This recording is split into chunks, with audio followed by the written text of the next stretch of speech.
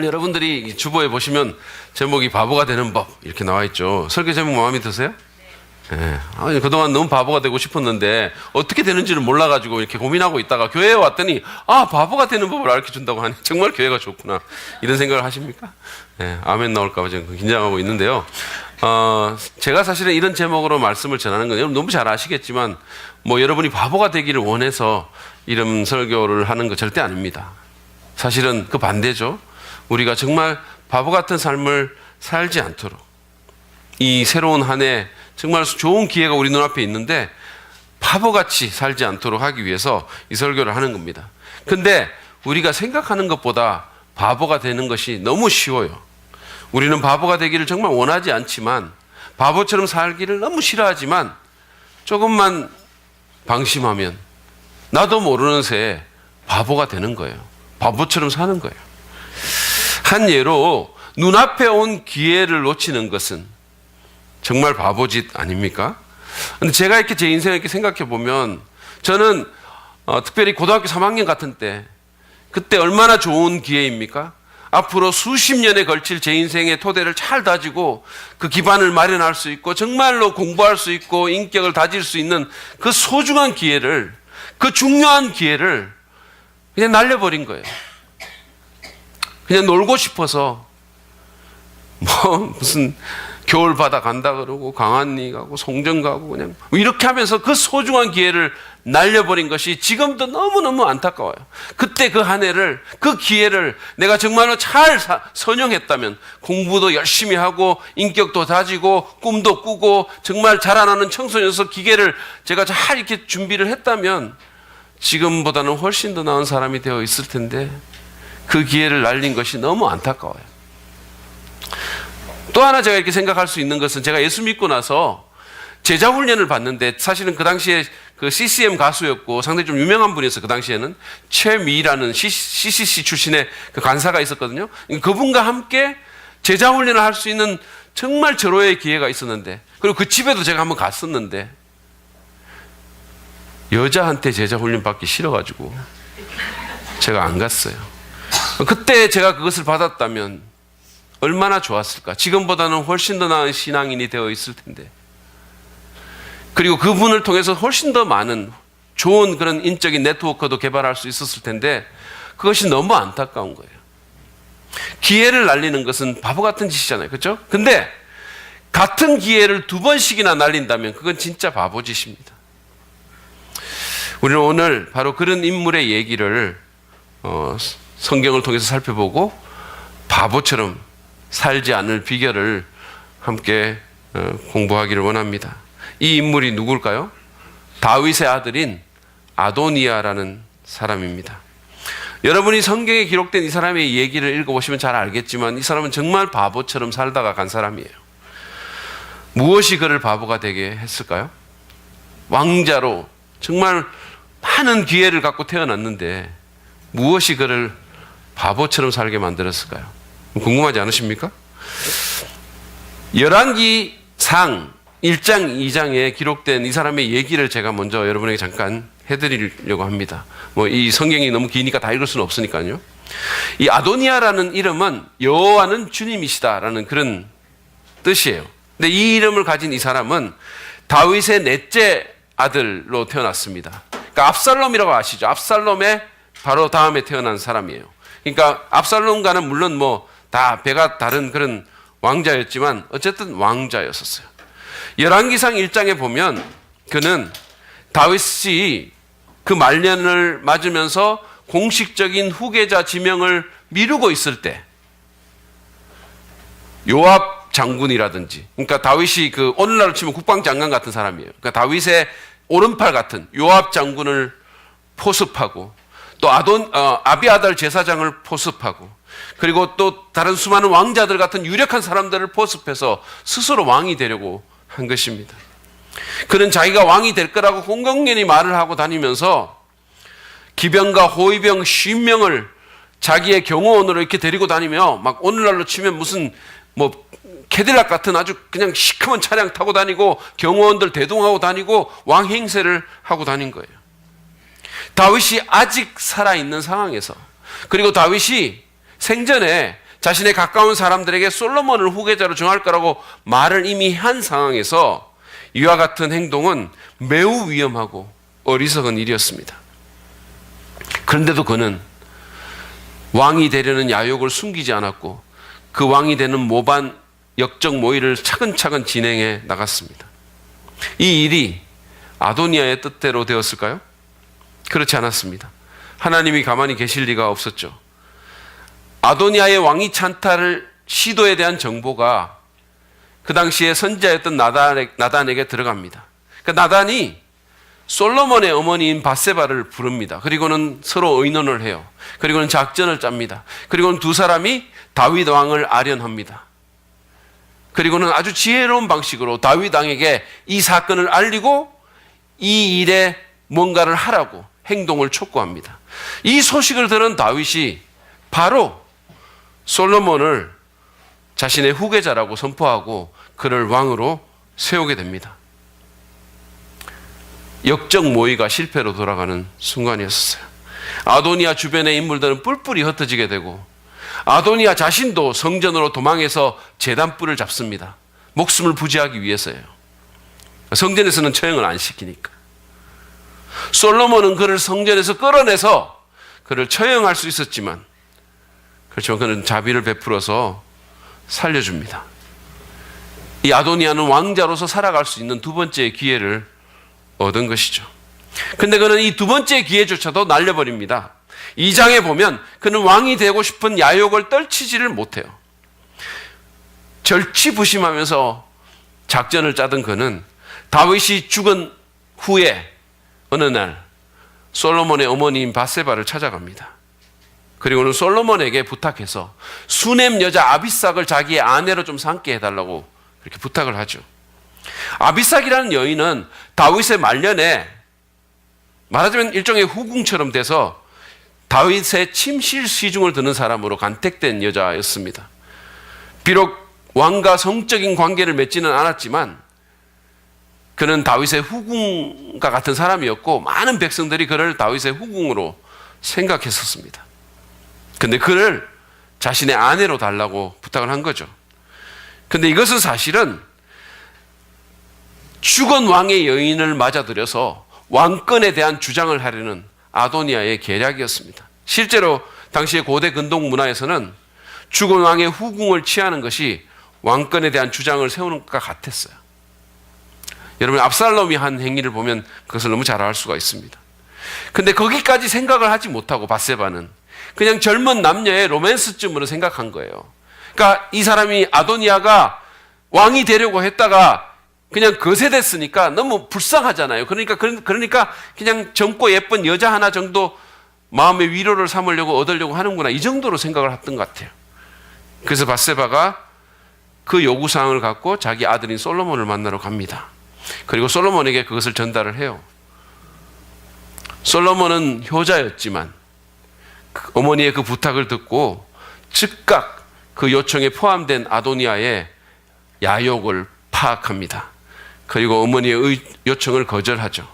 두 사람의 대화를 직접 한번 들어보시죠. 21절부터 24절 열왕기상에 보면 나와 있습니다. 제가 읽겠습니다. 밧세바가 말하였다. 수넴 여자 아비삭과 임금의 형 아도니아를 결혼시키면 좋겠소. 그러자 솔로몬 왕이 어머니에게 대답하였다. 아도니아를 생각하신다면 어찌하여 수넴 여자 아비삭과 결혼시키라고만 하십니까? 그는 나의 형이니 차라리 그에게 임금의 자리까지 내주라고 하시지 그러십니까? 또 아도니아만을 생각하여서 청하실 것이 아니라 그를 편단 아비아달 제사장과 스루야의 아들 요압을 생각하셔도 그렇게 하시지 그러십니까? 다시 말해서 그냥 어머니 저한테 차라리 왕위를 주라고 하시죠. 그 역적 잔당들을 그냥 주라고 하시죠. 솔로몬 왕은 주님을 가리켜 맹세하였다. 아도니아가 자기 목숨을 걸고 이런 말을 하였으니 그의 목숨을 살려두면 하나님이 나에게 벌을 내리시고 또 내리실지도 모릅니다. 이제 주님께서 나를 세워 아버지 다윗의 자리에 앉게 하시고 말씀하신 대로 나를 시켜서 왕실을 세워주셨으니 주님의 살아계심을 두고 맹세합니다. 오늘 아도니아는 반드시 처형당할 것입니다. 그런 다음 솔로몬은 사람을 보내 그를 처형합니다. 이게 아도니아 얘기예요. 여러분 성경 재밌지 않으십니까? 되게 재밌어요. 어떤 사극보다 재밌어요. 너무 성경을 읽고 싶은 욕구가 막 이렇게 쳐 올라오지 않습니까? 그러신 분은 오늘 집에 가셔서 열왕기상을 한번 쫙 읽어보세요. 되게 재밌어요. 열왕기하도 마찬가지고. 어쨌든 아도니아는 그렇게 바보처럼 자신의 인생을 비극적으로 마감합니다. 그러지 않을 수 있었는데 다윗의 아들로서 솔로몬 왕의 형으로서 동생을 도와서 나라를 견고히 세우는 일에 얼마든지 기여할 수 있었는데, 아니 적어도 남들보다는 훨씬 나은 신분으로서 하나님을 섬길 수 있었는데 그는 그 기회를 날려버린 것입니다. 무엇이 그로 하여금 이런 바보 같은 짓을 하게 했을까요? 무엇이 우리를 바보로 만듭니까? 우리가 이 얘기를 통해서 교훈을 얻으면, 첫 번째는 우리가 하나님에 속한 것을 내 것이라 생각할 때 바보가 됩니다. 아도니아는 하나님께 속한 이스라엘의 왕권을 자기 것이라고 생각했어요. 열왕기상 2장 15절에도 그 얘기가 나오는데 밧세바에게 그가 이런 말을 합니다. 그의 의중이 정확하게 드러나 있어요. 한번 보시죠. 어머니께서도 아시다시피 임금 자리는 저의 것이었고 모든 이스라엘 사람은 제가 임금이 되기를 바라고 있었습니다. 그는 임금 자리가 자기 것이라고 믿고 있었어요. 그가 왜 그런 생각을 했을까요? 어쩌면 그의 비범한 용모 때문인지도 몰라요. 제가 지금 바보 아도니아 그러니까 여러분은 무슨 아도니아가 영구처럼 생겼다고 생각하시죠? 근데 사실은 성경에 보면 아도니아가 열왕기상 1장 6절에 보면 용모가 아주 뛰어났다라고 말을 합니다. 사람의 용모에 대해서 잘 말하지 않는 성경이 이렇게 구체적으로 기술한 것은 그가 정말로 뛰어난 용모를 지니고 있었기 때문일 거예요.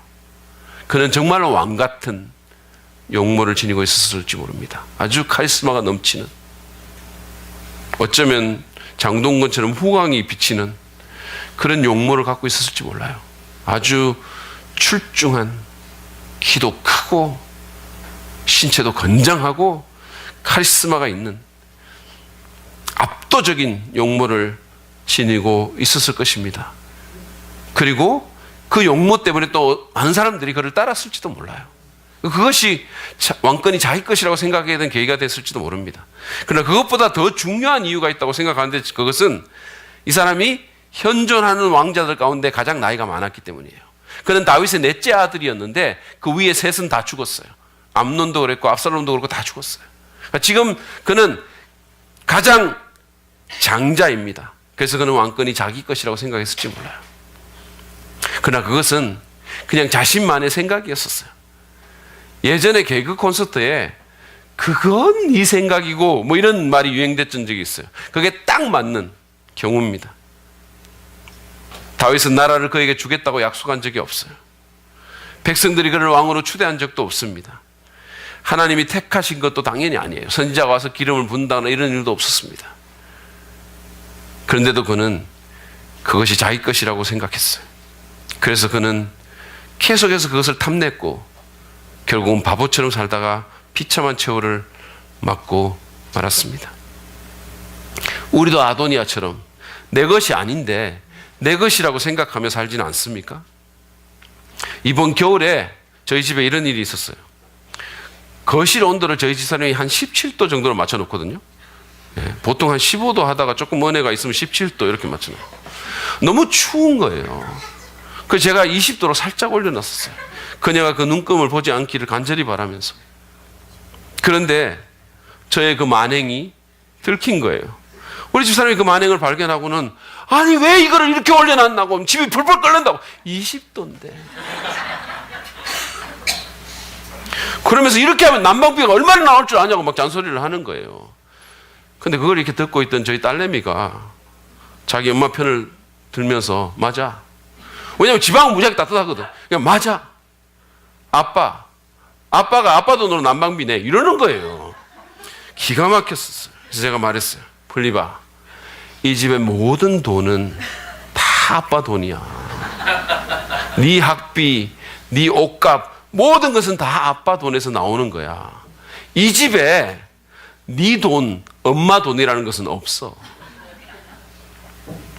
마찬가지로 여러분, 내 것이라는 것은 사실상 없어요. 우리 인생에서 없어요.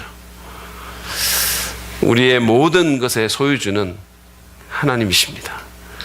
그런데도 우리는 하나님에 속한 것을 내 것이라고 착각할 때가 너무 많은 거예요. 내 것이 아닌 무언가를 내 것이라고 생각할 때 어떤 현상이 있는지 아십니까? 내 것이 아닌 어떤 것인데 그게 만약에 내 것이 되면 우리는 감사하지 않습니다. 왜냐하면 늘 내 것이라고 생각해 왔으니까. 그냥 당연하게 생각하는 거예요. 지금 내가 누리는 모든 것들 내가 아닌데 그냥 당연하다고 내 것이라고 생각하니까 감사가 없어져요. 그러면서 그냥 오히려 자랑하는 거예요. 내 머리가 얼마나 좋은 줄 알아? 이러는 거예요. 마치 자기가 그 머리를 디자인해가지고 만든 것처럼 그 머리를 주신 하나님께 감사하고 그 하나님을 자랑하기보다 자기를 자랑하고 교만하게 머리를 쳐들죠. 반면에 내 것이라고 생각하는 그게 없으면 또 어떻게 될까요? 그러면 불평을 하고 원망을 하고 계속해서 그거를 바라고 질투하고 탐욕에 빠지죠. 아마데우스라는 영화를 보면은요, 살리엘이라는 궁정음악가가 나옵니다. 이 사람은 모차르트의 천재성이 자기 것이 돼야 된다고 생각하던 사람이었어요. 그러니까 하나님께서 왜 저런 애송이에게, 저런 남봉꾼에게 내가 가질 천재성을 줬는지 이해할 수 없어 하는 거예요. 그래서 그는 하나님께 대해 엄청나게 분노하고 불평합니다. 예수님이 하신 비유 가운데 아침부터 인력시장에 나와가지고 이렇게 막 일터를 기다리다가 어떤 주인에게 스카웃이 돼가지고 포도원에서 하루 종일 일한 일꾼의 얘기가 나옵니다. 근데 그 일꾼들은 주인이 계약한 그대로 자기들에게 임금을 주었음에도 불구하고 무지하게 불평을 하는 거예요. 왜냐하면 그 주인이 자기들보다 적게 시간적으로 일한 사람들에게 똑같은 임금을 줬기 때문입니다.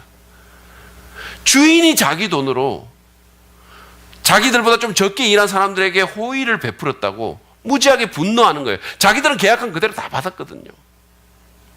이 일꾼들은 주인의 권리를 자기 것으로 생각했던 거예요. 침례자 요한은 자기를 따르던 사람들이 다 예수님께 갈 때 위에서 주시지 않으면 사람이 아무것도 갖지 못한다라는 유명한 말을 남겼습니다. 모든 것은 위에서 주시는 거예요. 제가 이렇게 책을 쓰고 이렇게 하면 아니 그 책이 내용이 좋다고 얘기하는 사람들이 많아요. 특별히 우리 집사람 같은 주변의 사람들이 많은 말을 합니다. 우리 아버지 이런 사람들. 그러면서 그분들이 궁금해하는 거예요. 아니 왜 베스트셀러가 안 되지? 많은 사람들이 동감을 못 하시는 것 같아요. 왜 안 될까요? 위에서 주시지 않으면 아무것도 가질 수 없는 거예요.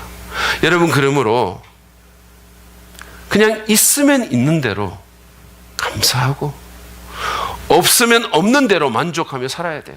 내게 없는 것, 하나님의 것을 내 것인 양 계속해서 그것을 탐하고 다른 사람을 질투하고 비교하면서 어리석은 인생을 살지 마시기를 바랍니다. 시간 낭비하지 말기를 바랍니다. 제가 말씀드리는 것은 뭐 자기 개발을 하지 말라거나 최선을 다해 살지 말라거나 이런 뜻이 아니에요.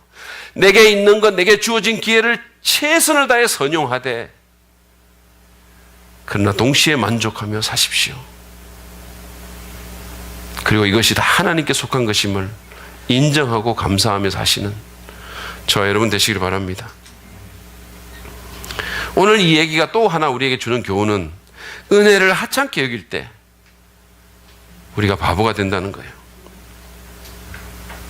아도니아는요 사실 죽었어야 했습니다. 다윗 왕이 여전히 살아있을 때 이미 모반을 한 자가 아닙니까? 그죠? 이미 역적 모의를 한 사람들이에요. 그러니까 이미 죽었어야 할 목숨이에요. 사실은 왕자들은 가만히 있어도 제거 대상이 되는 경우가 굉장히 많았어요. 여러분 그 사극 같은 데 보면 자기 형제들을 살려두지 않고 경쟁자들은 안 살려줍니다. 그런 경우가 많아요. 그런데도 솔로몬은 호의를 베풀어서 이미 역적 모의를 한 그를 살려줬어요. 아도니아는 자기가 얼마나 큰 은혜를 받았는지 얼마나 정말 대단한 호의를 입었는지를 깨닫고 솔로몬에게 충성을 다했어야 했습니다. 아니면 적어도 가만히 있어야 했었어요. 근데 그는 밧세바를 이용해서 아비삭을 아내로 달라고 함으로써 또 다른 반역을 꾀했던 것입니다. 우리는 누군가의 호의를 하찮게 여겨서는 안 됩니다. 그 호의에 감사하고 반응하는 삶을 살아야 되는 거예요. 성경은 우리에게 범사에 감사하라고 권면합니다. 모든 일에 감사하는 것, 그게 하나님 뜻이라는 거예요. 하물며 누군가의 호의이겠습니까? 저희 어머님이 저한테 이렇게 하시는 말씀이 있어요. 저희 어머님이 이제 80이 넘으신 노인분이시잖아요. 근데 저희 어머니가 이렇게 제 손을 이렇게 붙잡고 하시는 말씀이 있어요. 이 목사, 성도들의 작은 호의라도 절대로 그냥 넘겨버리면 안 된다고. 정말로 감사하는 마음 가져야 돼. 진짜 감사해야 돼. 여러분, 호의에 감사하는 사람은 더 큰 호의를 받게 됩니다. 그러나 호의를 하찮게 여기거나 그것을 악용하는 자는 있는 것마저 빼앗깁니다. 그것이 성경의 원리예요. 제가 이렇게 책을 낼 때마다 저는 이게 동료 교수들이나 또는 동역자들에게 그 책을 이렇게 선물을 합니다. 그 받기 어렵다는 저자 친필 사인까지 해가지고 이렇게 주죠. 그러니까 저로서는 굉장히 호의를 베푸는 거 아닙니까? 그런데 어떤 사람은 너무 아무렇지 않게 받는 거예요. 그게 너무 그러니까 왜 안 주냐 이런 식이에요. 왜 줘야 됩니까? 그러니까 너무 당연한 거예요. 그러고는 받아놓고는 보지도 않아요. 아예 그냥 책꽂이에 꽂아놓고 보지도 않습니다. 그런 분들이 정말 안 주고 싶어요. 그런데 어떤 분들은 너무너무 감사하고 밑줄까지 쳐서 읽고 이런저런 내용이 좋다면서 제게 구구절절 메시지를 써서 보내줍니다. 그런 분들은 정말로 다시 주고 싶어요. 그런 분들 때문에 또 뭔가를 써서 내고 싶어요. 인지상정이라는 말이 있지 않습니까? 근데 이것은 사람뿐만 아니라 하나님과의 관계에서도 마찬가지예요. 우리는 하나님의 호의, 다시 말해서 하나님의 은혜를 하찮게 여겨서는 안 됩니다. 우리 믿는 사람들이 조심해야 할 게 있는데 그게 뭐냐면 은혜에 익숙해지는 거예요. 성경에 보면 하나님은 아침마다 은혜를 주시는 분이십니다. 사실은 우리가 여기에 이렇게 예배드린다고 건강한 모습으로 앉아있는 자체가 하나님 은혜 아닙니까? 하나님이 우리를 이렇게 살려주시고 지금까지 필요한 모든 걸 공급해 주시고 아침에 신선한 공기 하나님이 주신 거 아닙니까? 은혜로 우리가 여기 있는 거 아닙니까? 근데 자꾸 은혜를 받다 보니까 그 은혜가 너무 당연해지고 무덤덤해지고 익숙해지는 거예요. 이번 신년 특별 새벽기도회 때 우리는 작년에 이어서 또 따뜻하게 데운 두유와 초코파이를 오시는 모든 분들에게 드렸어요. 근데 작년에는 많이 좋아하셨던 것 같아요. 와, 두유다 그러고 막 이렇게 막 얼굴에 대보기도 하고 막 너무 좋아하셨는데 올해는 별로 그렇게 반응이 없었던 것 같아요. 저희 집 사람이 저한테 이렇게 묻더라고요. 아니, 특세 때 이렇게 두유를 드렸는데도 왜 이렇게 반응이 없지? 작년에 해서 그런가? 이러더라고요. 그래서 제가 아마 둘 다 할 거야. 근데 후자가 더 크겠다고 제가 생각했어요. 작년에 줬으니까. 원래 또 주는 게 너무 당연한 거예요. 사실은 은혜인데. 아니, 어떤 분은 있잖아요. 특세 전출하면 뭐 줄 거냐고 공공연하게 막 요구를 하시는 거예요. 안 주면 큰일 날 것 같았어요. 은혜에 익숙해지고 그러면 감사하는 마음이 없어지고 그게 요구로 그냥 바뀌는 거예요. 필립 얀시의 책에 보면 미국의 옐로스톤 국립공원에 그 가장 유명한 간헐천 Old Faithful 그 가이드에 대한 얘기가 나와요. 이게 여러분 보신 분들은 알겠지만 진짜 장관이에요. 그냥 땅 밑에서 이 뜨거운 물이 그냥 확 분출이 돼가지고 높이가 한 60m까지 솟아오르는 거예요. 뭐 정말 대단한 장관입니다. 근데 특별히 이 가이드는 시간이 일정해요. 보통 뭐 40분, 60분, 80분 이런 식으로 시간이 일정해가지고 사람들이 그 앞에서 이 시간을 기다리는 거예요. 기다리면서 이게 뿜어져 나오면 전부 그냥 와! 그러고 박수 치고 사진 찍고 난리가 납니다. 감동합니다. 그런데 그 놀랍고 장엄한 모습에 눈길 한 번 주지 않는 사람들이 있다라고 필립 얀시가 말을 했어요. 그 사람들이 누군지 아십니까? 바로 이 간헐천 앞에 식당에서 봉사하는 종업원들이에요. 그 사람들은 이 자연의 장엄한 은혜가 너무 익숙해져 있는 거예요. 하나도 신기하지 않고 하나도 감동적이지 않아요. 우리가 사람뿐만 아니라 하나님의 은혜를 하찮게 여기고 이것에 익숙해질 때 우리의 삶에서 경의와 감사가 사라집니다. 예배의 열정도 사라집니다. 오히려 뭔가를 요구하면서 배은망덕한 행동을 할지 몰라요. 여러분, 은혜를 은혜로 여깁시다. 그 어떤 것도 사람이 주는 것이든 하나님이 주는 것이든 그 어떤 호의도 하찮게 여기지 않는 우리가 됐으면 좋겠습니다. 그럴 때 감동이 있는 삶을 살 수 있어요. 여러분, 그럴 때 정말 풍성한 삶을 살 수 있어요. 그럴 때 오히려 하나님이 주시는 새로운 기회도 잡을 수 있어요. 그럴 때 더 많은 은혜를 누릴 수가 있어요. 그럴 때 내 삶에 진정한 행복이 있을 수 있어요. 마지막으로 아도니아의 얘기는 우리에게 하나님과 싸우려 할 때 바보가 됨을 알려줍니다. 아도니아는 솔로몬이 이스라엘 왕이 된 것은 하나님의 뜻이라고 분명히 자기 입으로 말을 했어요. 15절 하반절을 보시죠. 그런데 그 임금 자리는 주님의 뜻이 있어서 이제는 아우의 것이 되었습니다. 그가 밧세바에게 이렇게 말을 했어요. 자기 입으로. 원래 자기 건데 주님의 뜻이 있어서 이제 아우 것이 됐다. 이렇게 말을 합니다. 그런데 그것을 알면서도 그는 선왕의 후궁인 아비삭을 달라고 밧세바를 통해서 청을 넣은 거예요. 하나님의 뜻을 거스르더라도 왕자를 차지하려는 것입니다. 하나님과 싸우는 것만큼 어리석은 일이 어디 있습니까? 그것만큼 위험한 일은 또 어디 있습니까? 하나님과 싸운다니요. 얼마 전에 우리 윤석호 목사님의 아들인 윤효영이가 저하고 탁구 시합을 다시 한번 붙고 싶다는 그런 의사를 자기 아버지를 통해서 제게 밝혔어요. 요즘 실력이 그냥 부쩍 늘었다는 거예요. 그래가지고 다시 한번 붙고 싶다고 도전했지만 저는 바쁘다는 이유로 거절했어요. 저는 이미 승리의 기록을 갖고 있어요. 저는 한번 이겼어요. 그런데 실력이 부쩍 는 중3짜리하고 싸워가지고 제가 얻을 게 뭐가 있겠습니까? 좀 생각해 보세요. 윤 목사님이 저한테 얘기를 했는데 자기도 자기 아들한테 졌다는 거예요. 요즘 실력이 늘어가지고. 그래서 한번 졌는데 이게 온 사방에 소문이 이미 퍼져 있더라는 거죠. 만약에 제가 지기라도 하면 중3짜리한테 진 담임 목사라는 소문이 교인들 전체는 물론이거니와 제가 볼 때는 그 PK들 통해 가지고 온 교단에 다 퍼질 것 같아요. 윤효영이와 탁구로 싸우는 것은 어리석은 일이고 지게 될 경우에는 아주 위험한 일이에요. 그러나 여러분, 하나님과 싸우는 것은 그것과 비교할 수 없을 정도로 어리석고 위험한 일입니다. 여러분, 하나님과 싸우지 않으십니까? 제가 이런 말씀을 드리면 어떻게 사람이 하나님과 싸울 수 있나 이렇게 말이 안 된다고 생각하는 분이 있을지 몰라요. 근데 여러분, 우리도 하나님과 종종 싸웁니다. 하나님의 뜻을 알면서도 그 뜻에 순복하지 않고 내 뜻대로 한다면 하나님과 싸우는 거예요. 하나님께서 성령을 통해서 우리 마음에 어떤 감동을 주시고 자꾸 뭔가를 자극하시는데 그대로 하지 않으면 계속 뻗대고 있으면 하나님과 싸우는 거예요. 하나님께서 하나님의 사람들을 통해서 말씀해 주시고 권면해 주시고 행동을 촉구하시는데 계속 거기 버티고 있는 것, 하나님과 싸우는 거 아닙니까?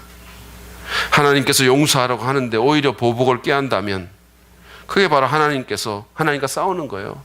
하나님께서 관대하게 살아라고 하는데 계속 움켜쥐는 것, 하나님과 싸우는 거 아닙니까? 하나님께서 돌아오라고 하는데 계속 내 뜻대로 내 길로만 간다면 하나님과 싸우는 겁니다. 하나님께서 나를 신뢰하라고 하는데, 나만 믿으라고 하는데 불신하고 내 생각 의지하고 인간적인 어떤 생각을 하고 염려한다면 하나님과 싸우는 거예요.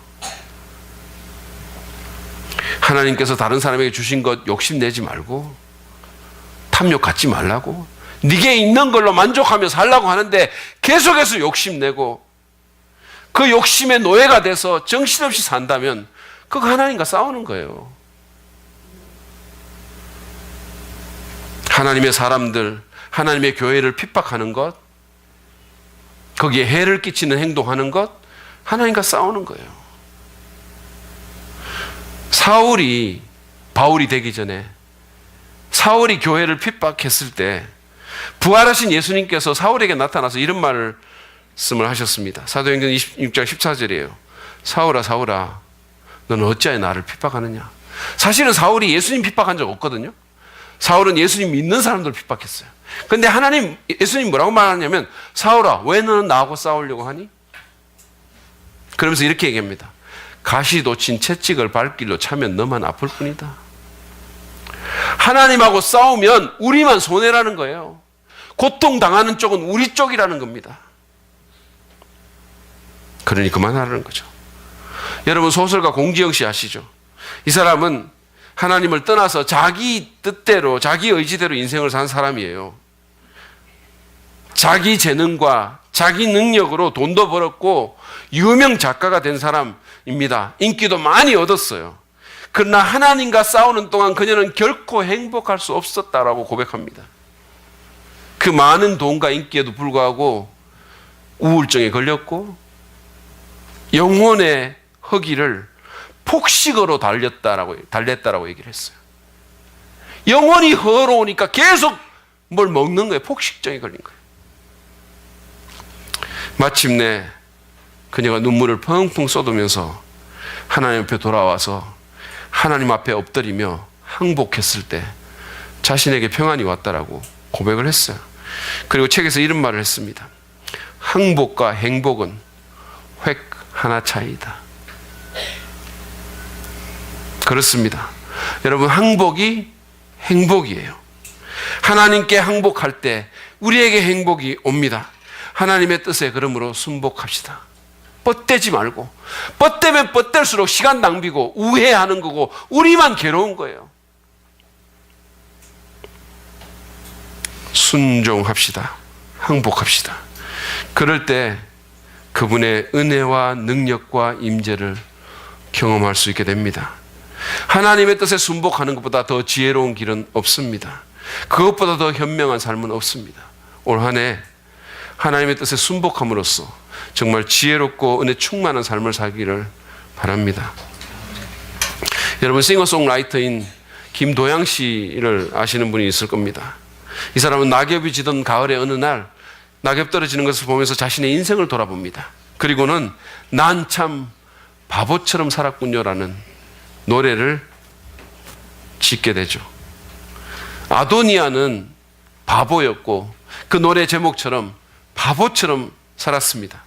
그는 하나님께 속한 것을 자기 것이라고 착각했고 하나님의 은혜를 호의를 너무 하찮게 여겼고 하나님께 싸우려 하다가 결국은 비참한 최후를 맞았습니다. 안타깝게도 그는 김도양 씨처럼 자신의 삶을 돌아보면서 난 참 바보처럼 살았군요라는 그런 노래를 부를 기회조차 갖지 못했어요. 그러나 우리는 감사하게도 하나님께서 그런 기회를 주셨습니다. 지금 이 시간에 하나님께서 아도니아의 삶을 우리에게 말씀해 주시면서 그 삶을 반면교사로 보여주시면서 우리로 하여금 현명한 삶을 살도록 이끌고 계십니다. 모든 것이 하나님의 것임을 인정하고 하나님의 은혜에 반응하며 하나님 뜻에 겸손히 순복하는 우리가 됐으면 좋겠습니다. 그럼으로써 지혜와 하나님의 은혜를 충만히 경험하는 2017년도 올 한 해가 되기를 간절히 바랍니다. 우리 이 시간에 잠깐 기도하며 주님 앞에 나아갔으면 좋겠습니다.